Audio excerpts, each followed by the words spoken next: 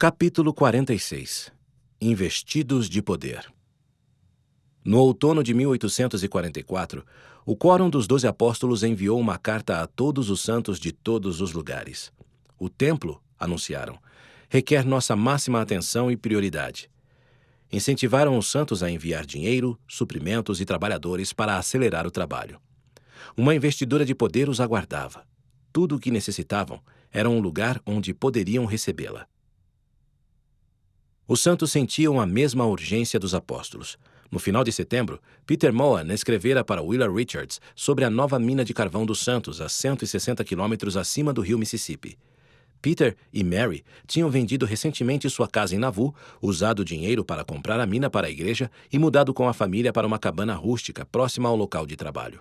Porém, Peter desejava retornar a Nauvoo para cortar pedras para a casa do Senhor.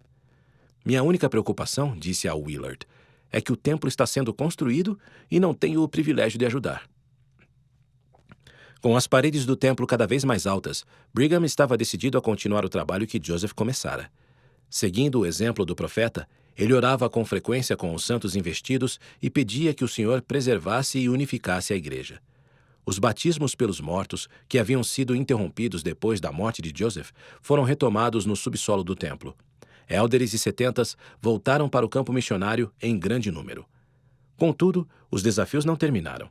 Em setembro, Brigham e os 12 ficaram sabendo que Sidney Rigdon estava conspirando contra eles, denunciando Joseph como um profeta decaído. Eles o acusaram de apostasia e Sidney foi excomungado por um conselho formado pelo bispo Whitney e o sumo conselho. Ele foi embora de Nauvoo, prevendo que os santos nunca terminariam o templo. Ainda preocupada com o bem-estar da família, Emma Smith também se recusava a dar apoio total aos apóstolos.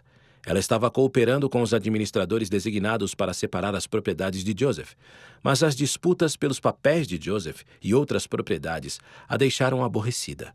Também ficou incomodada porque os apóstolos continuavam a ensinar e praticar o casamento plural em particular. As mulheres que haviam sido seladas a Joseph como esposas plurais não reivindicaram suas propriedades.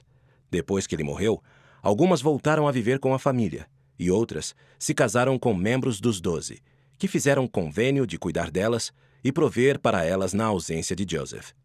Discretamente, os apóstolos continuaram a apresentar o casamento plural para um número cada vez maior de santos, casaram-se com novas esposas plurais e começaram a formar família com elas. No início de 1845, os maiores desafios dos santos vieram de fora da igreja.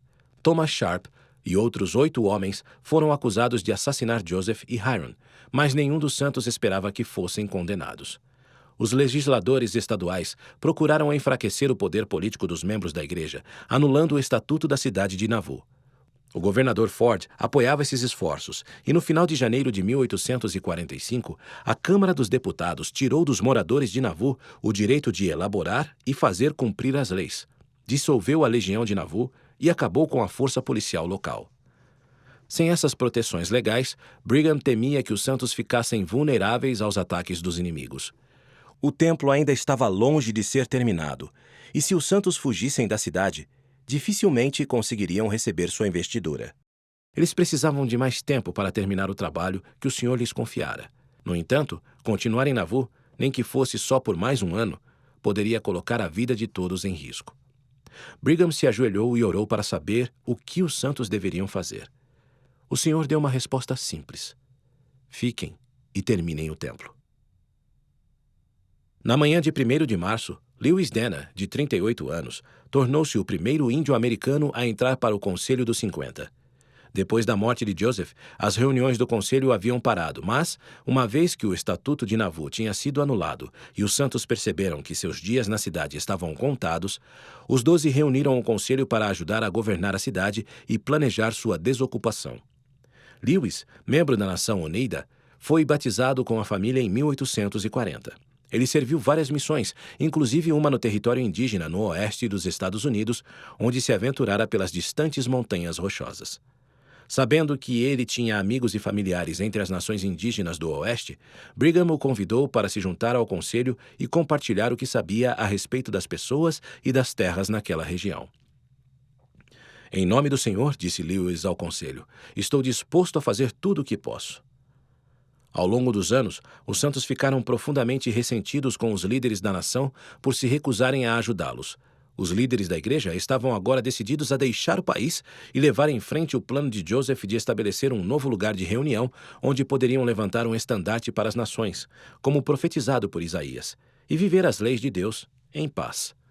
Assim como Joseph, Brigham queria que esse novo lugar de reunião fosse localizado no oeste, entre os índios, a quem ele esperava reunir como um ramo da Israel dispersa. Falando ao conselho, Brigham propôs enviar Lewis e outros membros do conselho em uma exploração no oeste para se reunirem com os índios de diversas nações e lhes explicar o propósito dos santos de se mudarem para o oeste. Além disso, poderiam identificar possíveis lugares de reunião. Heber Kimball concordou com o plano. Enquanto esses homens estão procurando um lugar, ele disse, terminaremos o templo e os santos receberão sua investidura. O conselho aprovou a expedição e Lewis concordou em liderá-la.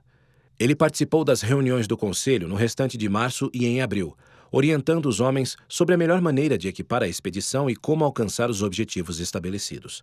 No final de abril, o conselho escolheu 4 homens para acompanhar Lewis na jornada, incluindo o irmão de Brigham, Phineas, e um recém-converso chamado Solomon Tyndall, um índio Mohegan que havia sido adotado pelos Delawares. A expedição deixou Nauvoo logo em seguida, viajando a sudoeste pelo Missouri, adentrando o território longínquo. Na ilha de Tubuai, no Pacífico Sul, Harrison Pratt calculou que deixara a esposa e os filhos em Nauvoo havia mais de 2 anos.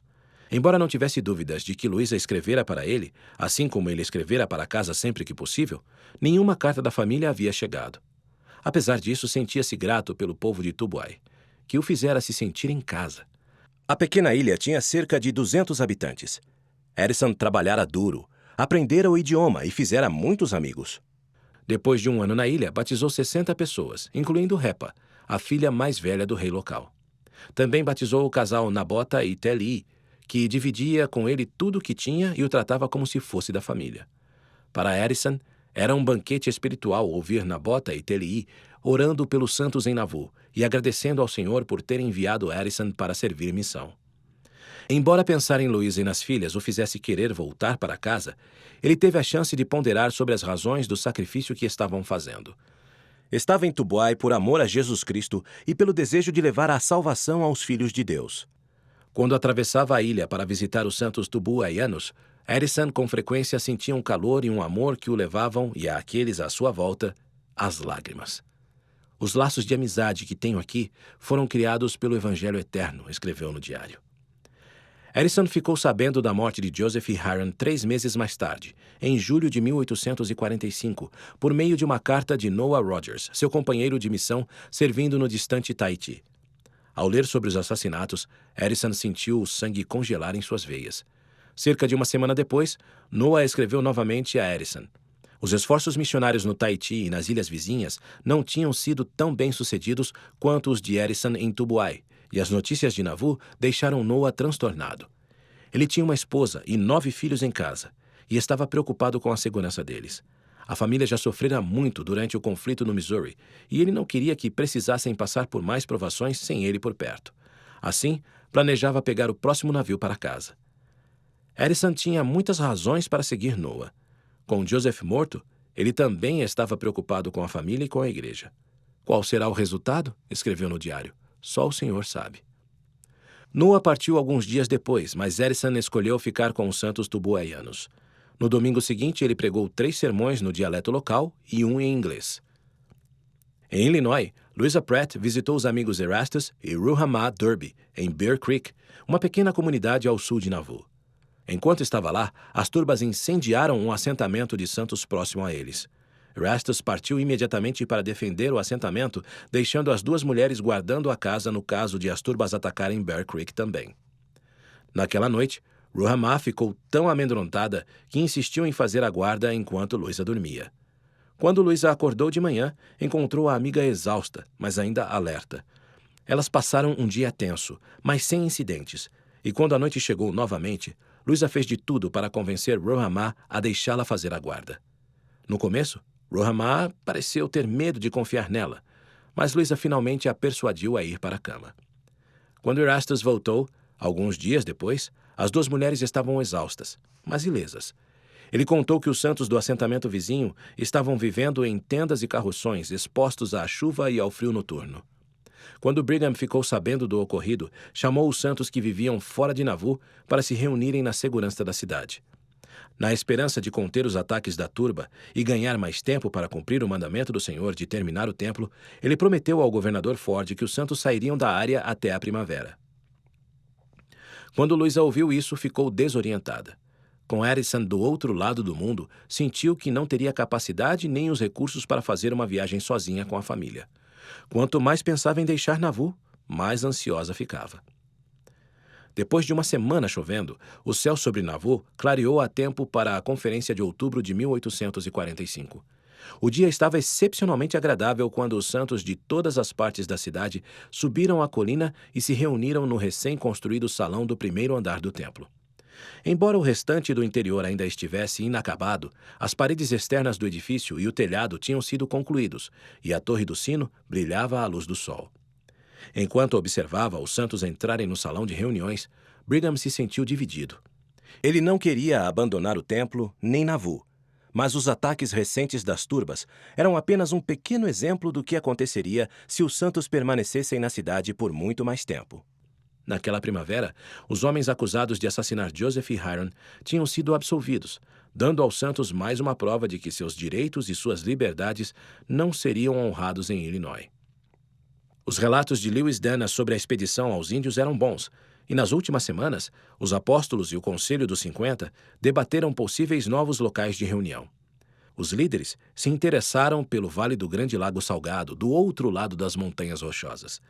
As descrições do vale eram promissoras, e Brigham acreditava que os santos poderiam se estabelecer ali perto, futuramente se espalhando e se estabelecendo ao longo da costa do Pacífico. Mas o vale ficava a 2.500 quilômetros de distância, depois de um vasto deserto desconhecido, com poucas estradas e quase nenhuma loja onde pudessem comprar comida e suprimentos. Os santos já sabiam que teriam que deixar Nauvoo, mas será que conseguiriam fazer essa longa e potencialmente perigosa jornada? Brigham tinha confiança de que, com a ajuda do Senhor, eles conseguiriam, e planejava usar a conferência para incentivar e tranquilizar os membros da igreja. Parley Pratt foi o primeiro orador da sessão vespertina. Ele falou sobre os planos da igreja de ir para o oeste. O Senhor tem um plano para nos levar a um campo de ação mais amplo, em que haverá mais espaço para o crescimento e o desenvolvimento dos santos, ele declarou, e no qual poderemos desfrutar dos princípios puros da liberdade e da igualdade de direitos. George A. Smith foi o próximo a subir ao púlpito.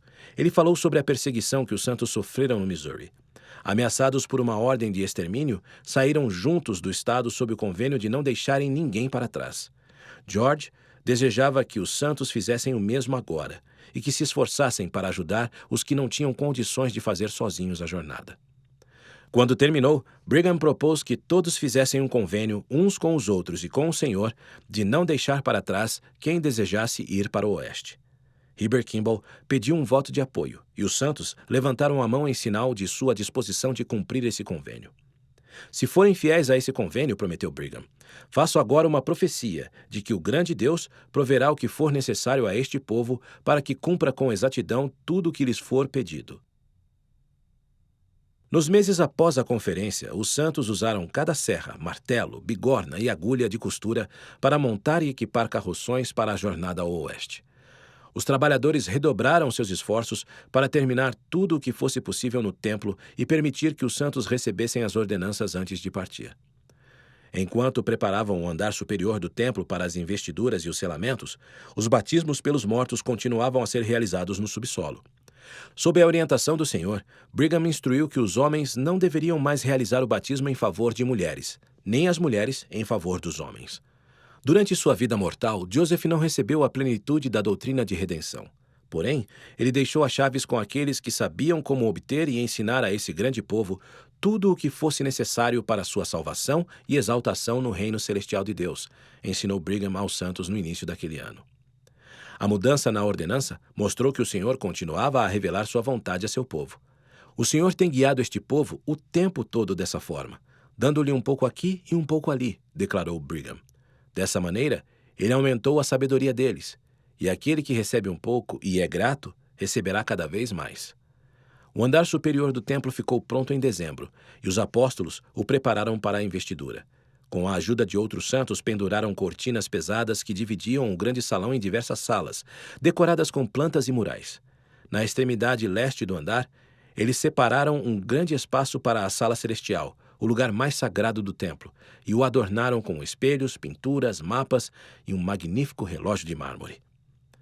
Os apóstolos convidaram, então, os santos a entrar no templo para receber suas bênçãos. Os homens e as mulheres que já haviam recebido a investidura se revezavam nos diversos papéis na cerimônia. À medida que guiavam os santos pelas salas do templo, ensinavam-lhes sobre o plano de Deus para seus filhos e os colocavam sob convênios adicionais de viver o Evangelho e de consagrar a si mesmos para a edificação do seu reino.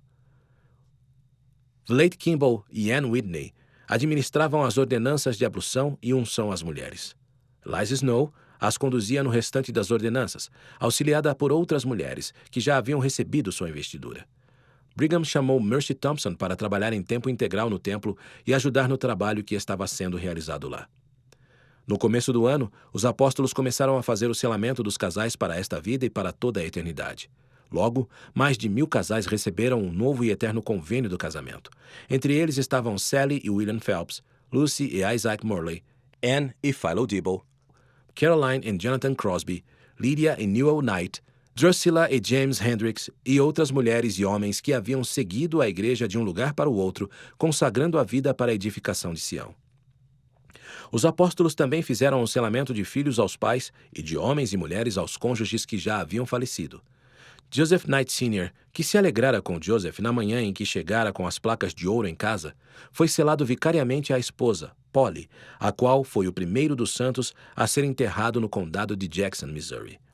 Alguns santos também participaram de selamentos especiais de adoção, que os uniam a famílias eternas de amigos próximos.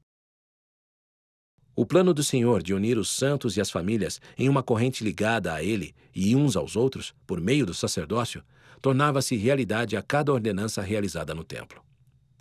Naquele inverno, os inimigos da igreja estavam inquietos, duvidando que os santos mantivessem a promessa de partir na primavera. Brigham e outros apóstolos foram falsamente acusados de crimes, o que os forçava a se manter fora da vista e às vezes até mesmo a se esconder no templo. Espalhavam-se rumores de que o governo dos Estados Unidos questionava a lealdade dos santos e queria enviar tropas para os impedir de deixar o país e se alinhar com as potências estrangeiras que controlavam as terras ocidentais. Sentindo intensa pressão para partir, os apóstolos decidiram que os líderes da igreja, sua família e outros que eram alvos de perseguição deveriam partir o mais rápido possível. Eles acreditavam que, se atravessassem o rio Mississippi em direção a Iowa, poderiam acalmar os inimigos por mais algum tempo e evitar mais violência. Os apóstolos finalizaram os planos para o êxodo com o Conselho dos 50 no início de janeiro de 1846.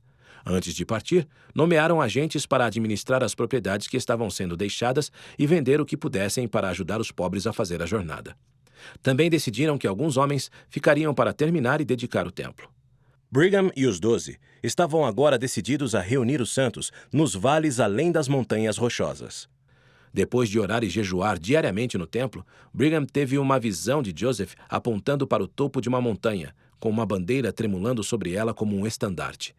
Joseph falou que ele devia construir uma cidade debaixo da sombra daquela montanha. Brigham acreditava que poucas pessoas cobiçariam a região, que era menos fértil do que as planícies a leste das montanhas. Ele esperava que as montanhas os protegessem dos inimigos e proporcionassem um clima moderado. Uma vez instalados nos vales, planejava construir portos na costa do Pacífico para receber imigrantes da Inglaterra e do leste dos Estados Unidos.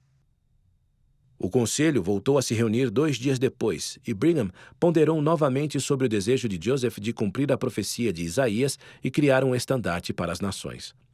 As palavras dos profetas nunca serão comprovadas a menos que a casa do Senhor seja erguida no topo das montanhas e a bandeira altaneira da liberdade tremule sobre os vales que estão entre elas, disse Brigham ao conselho.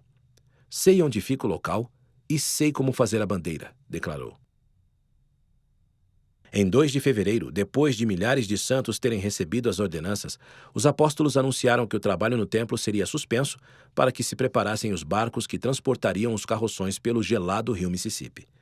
Brigham enviou mensageiros aos capitães das companhias de carroções, instruindo-os a ficarem prontos para partir em 4 horas. Ele continuou a administrar a investidura aos santos até tarde da noite, mantendo os registradores até que todas as ordenanças do templo tivessem sido devidamente registradas. Quando Brigham se levantou no dia seguinte, encontrou uma multidão de santos fora do templo, ansiosos para receber a investidura. Brigham lhes disse que não seria sábio adiarem a partida. Se ficassem para fazer mais investiduras, é possível que a saída da cidade fosse bloqueada. Prometeu-lhes que construiriam mais templos e que eles teriam a oportunidade de receber as bênçãos no oeste. Brigham virou e foi embora, esperando que a multidão se dispersasse. Mas os santos subiram as escadas do templo e lotaram as salas. Vendo isso, Brigham retornou e os acompanhou dentro do templo. Ele mudou de ideia ao ver a ansiedade no semblante deles. Os santos sabiam da necessidade de serem investidos de poder para suportar as dificuldades que viriam, vencer o aguilhão da morte e retornar à presença de Deus. Durante todo o dia, os oficiantes do templo administraram as ordenanças a centenas de santos. No dia seguinte, 4 de fevereiro de 1846, outros 500 santos receberam sua investidura, enquanto os primeiros carroções deixavam Nauvoo. Por fim, em 8 de fevereiro, Brigham se reuniu com os apóstolos no andar superior do templo. Ajoelharam-se em volta do altar e oraram, pedindo as bênçãos de Deus sobre o povo que estava indo para o oeste e sobre os que permaneceriam em Nauvoo para terminar e dedicar o templo a ele.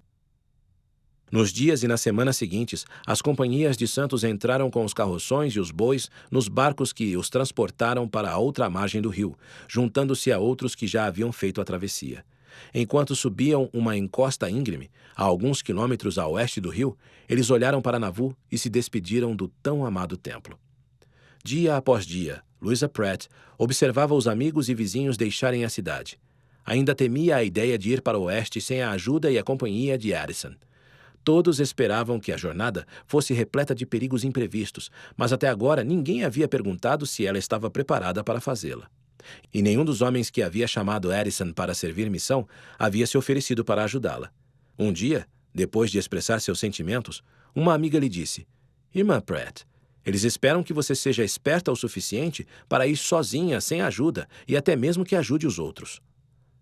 Louisa pensou por um instante e disse: "Muito bem, vou mostrar a eles o que sou capaz de fazer." Com a neve a seu redor, Emily Partridge sentiu calafrios quando se sentou em uma árvore caída na margem oeste do Mississippi. Sua mãe e suas irmãs haviam feito a travessia havia 6 dias e estavam acampadas nas redondezas, mas Emily não sabia onde. Como muitos santos que haviam deixado Nauvoo, ela estava cansada, faminta e ansiosa com a jornada à frente. Era a 4ª vez que ela era expulsa de casa por causa de sua religião. Nem conseguia se lembrar de quando se unira aos santos dos últimos dias. Quando menina, assistira ao pai e à mãe passarem por perseguições e suportarem a pobreza para servir a Jesus Cristo e estabelecer Sião. Aos 16 anos, quando turbas forçaram a família a sair do Missouri, Emily já havia passado a maior parte da vida à procura de um lugar de refúgio e paz. Agora, com quase 22 anos, estava começando outra jornada. Depois da morte de Joseph, ela havia se casado com Brigham Young, como esposa plural. No ano anterior, eles tiveram um filho que se chamava Edward Partridge Young, em homenagem ao pai dela. 2 meses depois, Emily entrou no templo e recebeu a investidura. Se o bebê sobrevivesse à jornada, cresceria nas montanhas a salvo das turbas da juventude da mãe. No entanto, ele nunca saberia como foi morar no condado de Jackson ou em Nauvoo, como Emily sabia. Nunca iria conhecer Joseph Smith ou ouvi-lo pregar aos santos em uma tarde de domingo. Antes de atravessar o rio, Emily estivera na casa de Nauvoo para ver o bebê de Joseph e Emma, que havia nascido 5 meses depois da morte do profeta. Os sentimentos ruins que haviam entre Emma e Emily tinham se desfeito, e Emma a convidara para visitá-la em casa e a tratara com gentileza. Emma e as crianças não estavam indo para o oeste. A dificuldade em aceitar o casamento plural e as disputas contínuas pelas propriedades dificultavam o relacionamento dela com a igreja e os 12. Ainda acreditava no livro de Mormon e tinha um poderoso testemunho do chamado profético do marido, mas, em vez de seguir os apóstolos, ela escolheu ficar em Nauvoo com outros membros da família Smith. Sentada às margens do Mississippi, Emily sentia ainda mais frio quando grandes flocos de neve começavam a se acumular em sua roupa. Brigham ainda estava em Nauvoo, supervisionando o êxodo. Ela se levantou e carregou o bebê de uma fogueira para outra em busca de calor e de um rosto familiar. Logo encontrou a irmã Eliza e se juntou a ela no acampamento dos santos em Sugar Creek. Ela viu famílias reunidas em tendas e carroções, abraçados uns aos outros para manter o calor e encontrar o conforto que necessitavam e se proteger do frio e de um futuro desconhecido. Ninguém no acampamento sabia o que esperar do dia seguinte, mas isso não quer dizer que estivessem se lançando às cegas no escuro. Eles haviam feito convênios com Deus no templo e fortalecido a fé em seu poder para guiá-los e sustentá-los durante a jornada. Confiavam que, em algum lugar a oeste, atrás dos cumes das montanhas rochosas, encontrariam um local para se reunir, construir outro templo e estabelecer o reino de Deus na terra.